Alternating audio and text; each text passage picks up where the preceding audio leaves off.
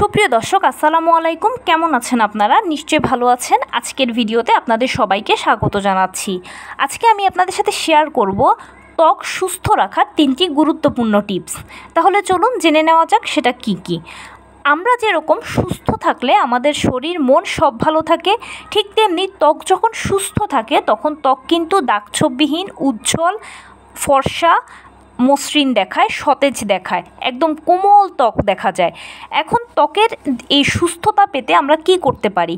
আমরা যত বড় হই ততই খেয়াল করবেন যে আমাদের ত্বকে একটা বয়সের ছাপ, বলিরেখা, রিঙ্কেল, দাগছোপ এগুলো তৈরি হতে থাকে। সময়ের সাথে সাথে ধুলো, ময়লার কারণেই কিন্তু এই জিনিসগুলো হয়, বয়সের কারণেও হয়, অনেক কিছুই এর পেছনে দায়ী। কিন্তু এই সব থেকে মুক্তির উপায় হচ্ছে ত্বককে সুস্থ রাখা। ত্বক যখন সুস্থ থাকবে তখন বয়সটা শুধু একটা সংখ্যাই থাকবে। এছাড়া ত্বক সুস্থ রাখার জন্য আমাদের যেটা করতে হবে সেটা হচ্ছে অবশ্যই নিয়মিত প্রোটিন জাতীয় খাবার বেশি বেশি করে খাবেন। মাছ, মাংস, দুধ, ডিম খাদ্য তালিকায় অন্তর্ভুক্ত করবেন। তার পাশাপাশি মৌসুমি ফলমূল ও শাকসবজি খাবেন। মৌসুমি ফলমূল ও শাকসবজিতে প্রচুর অ্যান্টিঅক্সিডেন্ট আছে, যেটা ত্বককে সুস্থ রাখতে সহায়তা করে। এছাড়া প্রোটিন জাতীয় খাবারগুলো কোলাজেন তৈরিতে সহায়তা করে। কোলাজেন হচ্ছে ত্বককে সুস্থ রাখার জন্য উপকারী একটা উপাদান, যেটা ত্বকের ভেতরেই থাকে, আর এটা খাবার দাবার থেকে ভালো গ্রো করে। অবশ্যই বেশি বেশি করে পানি পান করবেন।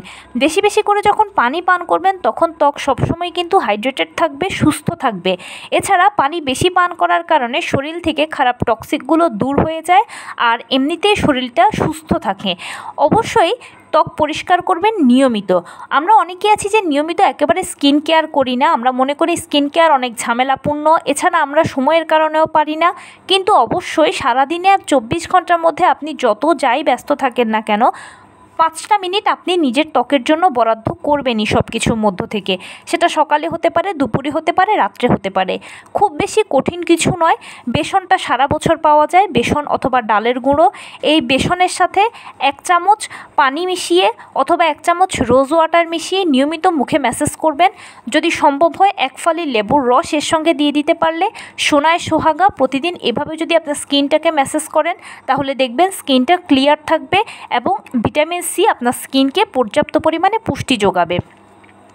চাইলে সপ্তাহে 1 দিন চিনি অথবা কফি অথবা চালের গুঁড়ো এই রেমেডিটার সাথে মিশিয়ে একবার ব্যবহার করবেন।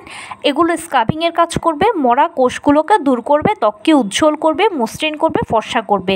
আর ফাইনালি যেটা বলে শেষ করব সেটা হচ্ছে আপনারা সবাই জানেন, তবুও মনে করিয়ে দিচ্ছি, ভিটামিন সি ত্বকের জন্য খুবই উপকারী। তাই নিয়মিত ভিটামিন সি সমৃদ্ধ খাবার, ফলমূল গ্রহণ করবেন।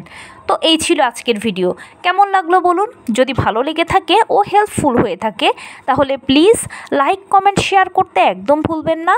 আর সেই সাথে আমার চ্যানেলটিকে সাবস্ক্রাইব করার বিনীত অনুরোধ রইল। পাশে থাকা বেল আইকনটি ক্লিক করে দেবেন যেন আমি ভিডিও আপলোড করার সাথে সাথে আপনারা নোটিফিকেশান পেয়ে যান। যদি কোনো প্রশ্ন থাকে কমেন্টসে জানাবেন, আমি রিপ্লাই দেব। এছাড়া যদি কোনো পরামর্শ থাকে যে কোন বিষয়ের উপরে ভিডিও বানালে আপনারা উপকৃত হবেন সেটাও জানাবেন। আমি আপনাদের পছন্দের সর্বোচ্চ প্রায়োরিটি দেব। ভালো থাকবেন, সুস্থ থাকবেন। আসসালামু আলাইকুম।